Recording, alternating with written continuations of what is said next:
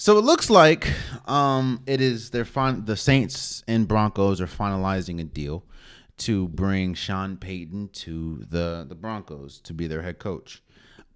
Trust me, I did not know that you could trade for coaches.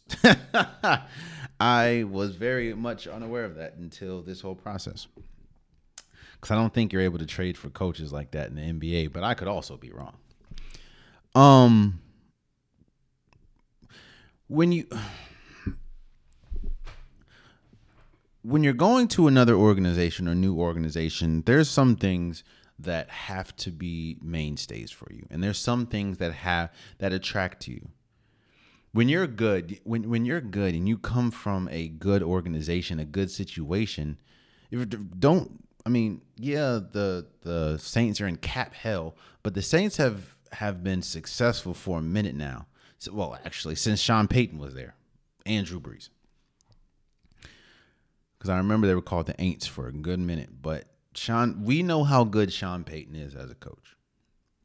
So when you're that good and you left on your own terms, I mean, remember, he retired. There are things that you need. And when you're successful, you know how to succeed. Why do you think a player like LeBron James never wants to go to Minnesota? Or why do you think a player like Kevin Durant never wants to go to Detroit? You know what it takes to win when you're a great player. You know what it takes to win when you're a great coach. You see, Russell Wilson right now is like that kid in school that you don't want to touch. Russell Wilson, people say that he's trash at this point. Washed up. Terrible. And look, he had a bad season. So you ask yourself, what drew Sean Payton to the Broncos? And it's easy. Control. When you're getting someone as high profile as Sean Payton, and I don't mean high profile as like a diva. I mean high profile as, if he's on your team, you're getting wins. You want to give him control because he understands what he's doing. Like, yo, let me do what I got to do. I know how to win. I think Sean Payton is the perfect person for not only the Broncos, but for Russell Wilson. And I think it's going to have to take some soul searching from Russell Wilson. You see, years like what Russell Wilson just went through is either going to do one or two things. Is it going to make you change or make you stay the same? And if you stay the same, I promise you, you will not be a Bronco by next year. Russell Wilson was so bad this year that if he repeats it, they don't care how much dead cat money they have to swallow. He's gone.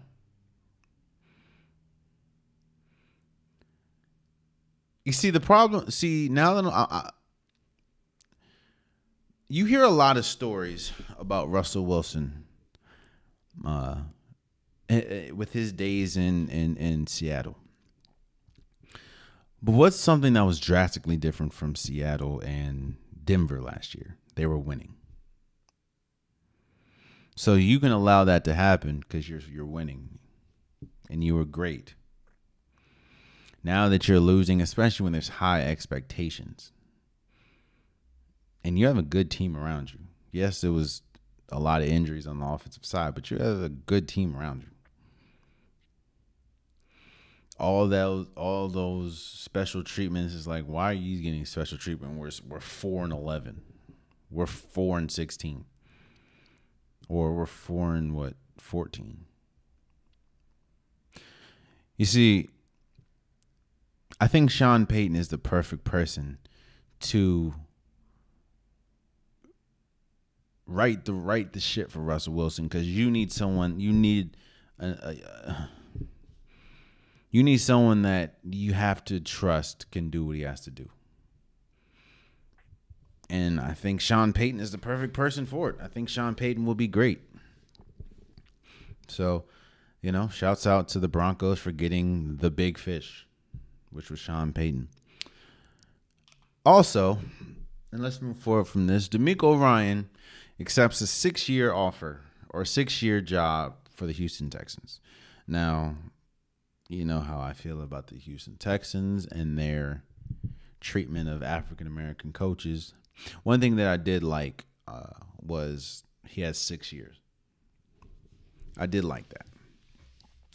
And I also like the fact that DeMeco Ryans got the job. You know, I don't like that it was the Houston Texans, but he got the job. You know, it's hard for African Americans to get a head coaching job. We're still waiting for Eric Bieniemy to get a job. We're still waiting for, you know, a myriad of people. Hell, Brian Flores to get a job again as a head coach.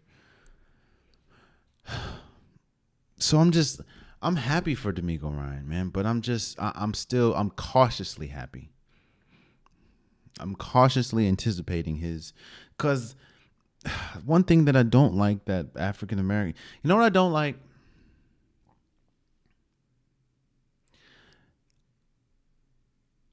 It was a Vic Fangio.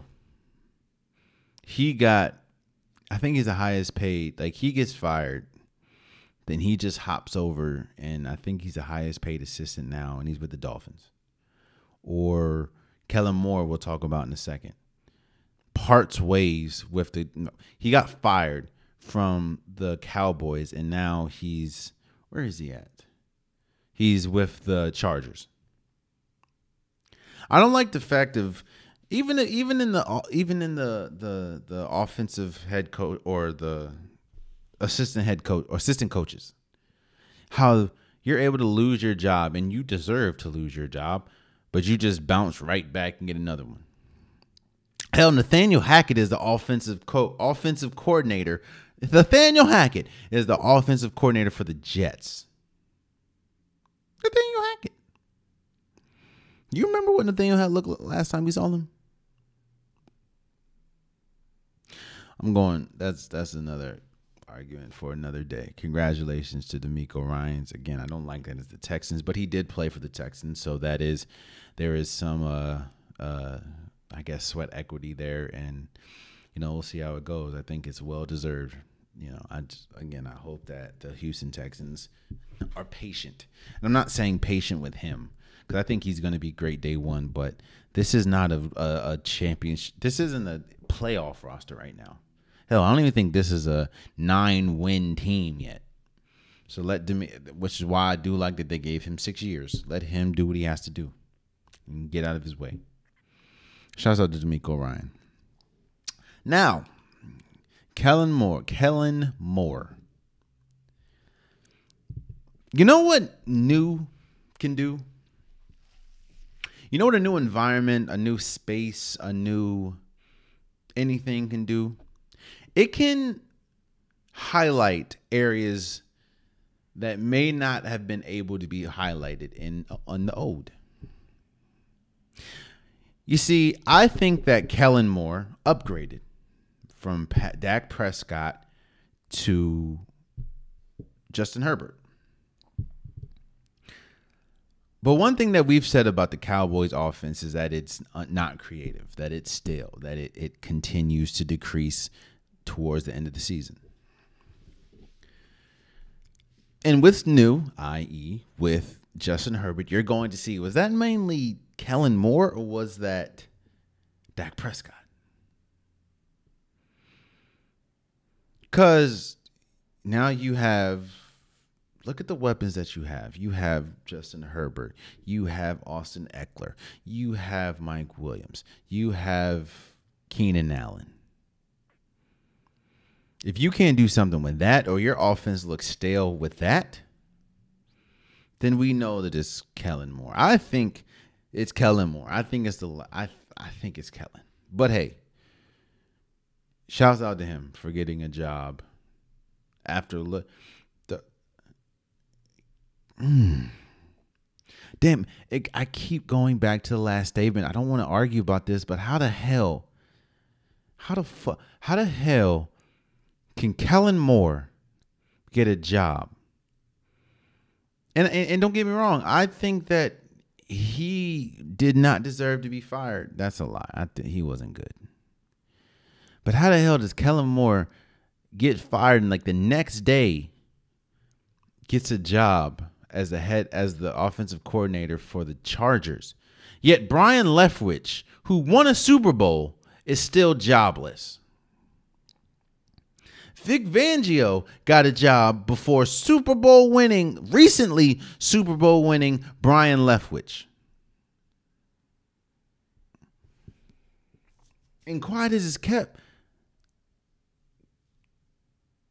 I think it was more Kellen Moore offense than Dak Prescott just being bad. And it was more Tom Brady being terrible than it was Brian Leftwich. Because this is the same cause that won them a Super Bowl Tom Brady could not do this year and got Brian Leftwich fired. Yet and still, he didn't have a job. Brian Flores was a exceptional head coach. And I know he sued the league or whatever, but he still can't get a head coaching job. Eric Bieniemy, I just talked about the Kansas City Chiefs going to their 5th straight AFC championship, and he cannot get a head coaching job.